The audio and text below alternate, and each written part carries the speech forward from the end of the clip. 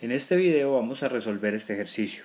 Se alimenta aire húmedo a 75 grados centígrados, 1.1 bares y 30% de humedad relativa a una unidad de proceso a velocidad de 1000 metros cúbicos por hora.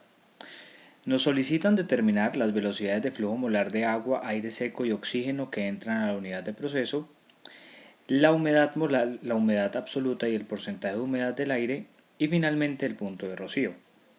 Para la primera pregunta, donde nos piden las velocidades de flujo molar de agua, aire seco y oxígeno, debemos conocer la velocidad de flujo molar de toda la corriente y las fracciones molares de estos componentes. Y para ello nos vamos a apoyar en la ecuación de estado de los gases ideales y en la fórmula de la humedad relativa, que es el dato que tenemos para la humedad del aire. Vamos a empezar analizando la fórmula de la humedad relativa, que es una relación entre la presión parcial y la presión de vapor, multiplicado por el 100%. De acuerdo a nuestro dato de 30% de humedad relativa, nosotros podríamos establecer que la relación entre la presión parcial del agua y la presión de vapor del agua a 75 grados centígrados, que es la temperatura de la corriente, es igual a 0.3. De aquí podemos despejar la presión parcial del agua, que sería igual a multiplicar 0.3 por 289.1, que es la presión de vapor del agua a 75 grados centígrados, que se puede corroborar en una tabla de vapor. De aquí obtenemos entonces una presión parcial igual a 86.7 milímetros de mercurio. Ahora, si retomamos la definición de presión parcial del agua como la multiplicación entre la fracción molar y la presión total, de aquí podemos despejar la fracción molar de agua, que será igual entonces a 86.7 sobre 825.07, que sería la presión de la corriente en milímetros de mercurio. El enunciado no lo indica en bares. 1.1 bares equivalen a 825.07 milímetros de mercurio. De aquí que la fracción molar de agua sea de 0.105. La fracción molar de aire seco será entonces 0.895.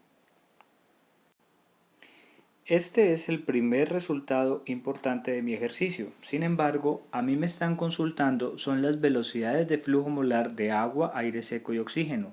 Y para ello necesito establecer la velocidad de flujo molar de la corriente total. Y para ello voy a utilizar la ecuación de estado de los gases ideales.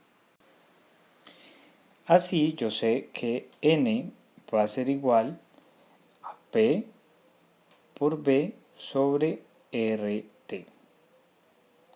P en este caso será una presión de 1.1 bares, B será el flujo volumétrico de 1000 metros cúbicos por hora, R en esas unidades es de 0.0831 metros cúbicos bares sobre kilomol por Kelvin, y la temperatura, que en este caso es de 75 grados centígrados, en Kelvin sería 348 Kelvin. De aquí obtengo un flujo molar de 38 kilomol por hora. Ahora, yo sé que de esos 38 kilomoles por hora, el 10.5% es agua, es decir, 3.99 kilomol por hora es agua.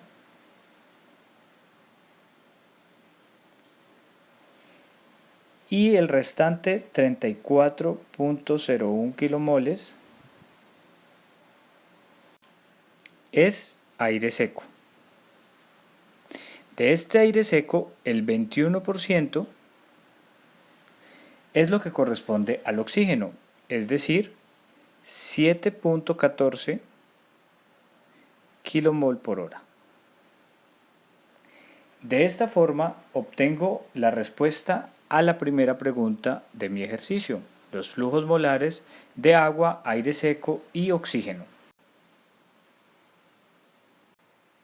Para resolver la segunda pregunta debemos utilizar las fórmulas de humedad molar, humedad absoluta y porcentaje de humedad. La humedad molar HM la calculamos dividiendo la presión parcial sobre la resta entre la presión total y la presión parcial. Para este caso sería 86.7 sobre 825 menos 86.7. Esto da 0.117 moles de agua por cada mol de aire seco. La fórmula de humedad absoluta es similar, pero incluye los pesos moleculares, es decir, PI por el peso molecular de I, que para nuestro caso es el agua, sobre P menos PI por el peso molecular del aire seco. Usando un peso molecular del agua igual a 18 y un peso molecular del aire seco igual a 29, llegamos entonces al valor de humedad absoluta de 0.073, en este caso kilogramos de agua por kilogramo de aire seco.